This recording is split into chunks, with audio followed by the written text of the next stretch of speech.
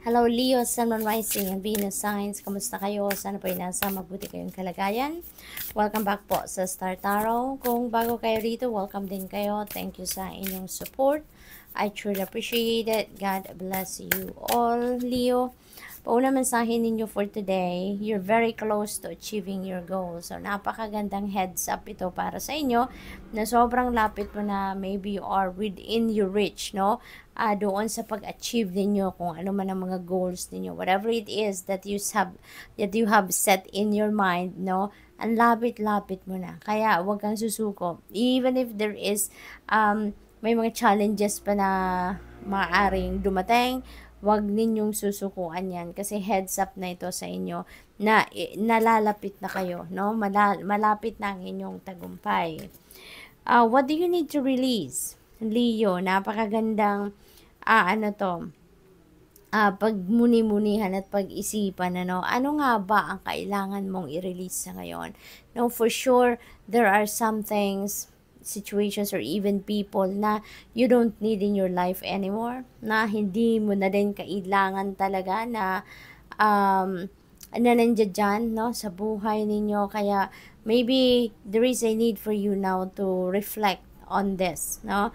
Maaari kasi na magulo na din, ano, ang sitwasyon. Kaya siguro, parang pinapaalala sa inyo sa ngayon na, teka lang, Leo, it's about time na para mag-reflection ka, no? Para ma-figure out mo kung ano ang mga dapat na i-let go muna sa buhay mo, no? Na hindi naman na nagsiserve ng inyong highest good. So that, kapag nakapag-let go ka, so may room na, no, sa buhay ninyo, so you can welcome newness.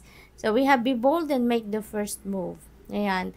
Kung meron kayong kailangang anahan dito, pag-usapan na kung sino man, huwag na kayong maghintay na yung ibang tao pa yung mag-i-initiate ng conversation, lalong-lalo na kung ikaw din naman yung may pinaka-concern dito sa sitwasyon. Kaya, be bold and make the first move, no? It doesn't matter naman, diba, kung sino ang mauuna. Pero, kung sa tingin ninyo, kailangan nyo nang malaman, diba, kung ano magiging resulta ng inyong pakikipag-usap, then, go for it, no? Don't wait for other people to initiate the conversation. Kayo na, no?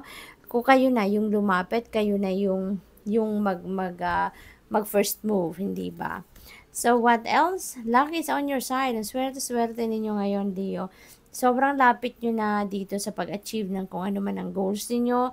Tapos, luck is on your side sa ngayon. So, this is really a beautiful blessing sa inyo. So, habang ang swerte ay nasa inyong horizon sa ngayon, Leo, kung meron kayong mga naiisip gawin or lalo-lalo na, no, pagdating sa karera, sa negosyo, kaperahan, trabaho, do it now, no? Kung handa na rin naman ang mga kakailanganin ninyo, then take action now, 'di ba? Habang ang swerte ay nasa inyong horizon. Okay? So, hindi lang ito swerte sa pera, no? Maaaring siswertehin din kayo sa iba't ibang parte ng buhay ninyo. Kaya, go for it.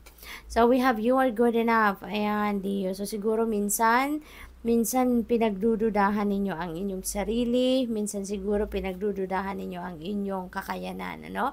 Kaya, nire-remind kayo dito, Leo, na you are good enough. Kaya, never think na hindi kayo nagtatagumpay because you are not enough, no? Hindi totoo yun. Kasi unang-una, lahat naman tayo binigyan ng Panginoon ng talents, ng skills, ng gifts, no? At yan ang gagamitin natin para tayo ay magtagumpay, para ma-achieve natin ang mga goals natin or ang mga dreams natin. Kaya, never ever think na you are not good enough because you are, no? Kung kaya nga ng kapitbahay mo, kaibigan mo, kapatid mo, or kung sino pa man dyan na magtagumpay sa kung anumang bagay, ikaw din, meron ka rin kayang-kayang pagtagumpayan, no?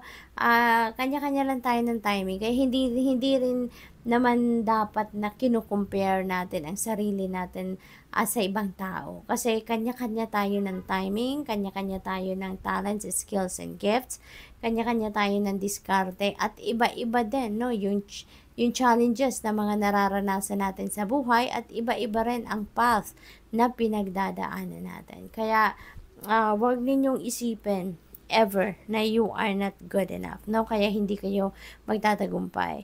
Hindi totoo yan, no? So, let's see what else. We have communication is key. Ayan, so siguro dito, no, sa be bold and make the first move, communication is key, no? Wag na kayong magdalawang isip, wag na kayong mag-procrastinate, wag na kayong umatras pa, no? Mag-back down pa kung naisip nyo naman na ito ang nararapat, then do it, no? Do it. At saka buksan nyo na yung communication lines ninyo, no, with this person or this group of people. Baka kasi yun lang naman ang ipinag-aano ninyo. Baka yun lang ang dahilan ng inyong pag-hold back, no? So, sa lahat ng kahit anumang pagtatagumpay, kahit anumang usapan, transactions, negotiations, open communication and clear communication is key. Kaya maaring yun din ang panawagan sa inyo ng mensaheng ito, no? Maging malinaw sa pagsasalita. Make sure that yung kausap ninyo na iintindihan ang mga sinasabi ninyo, at saka importante din na honest kayo, no, sa sinasabi ninyo. Kung anong nilalaman ng isip ninyo at ng damdamin ninyo, yun ang lagyan ninyo ng words. Express ninyo yon para magkaintindihan talaga kayo ng iyong kausap. Okay? So, tignan natin kung ano pa ang ganap for Leo.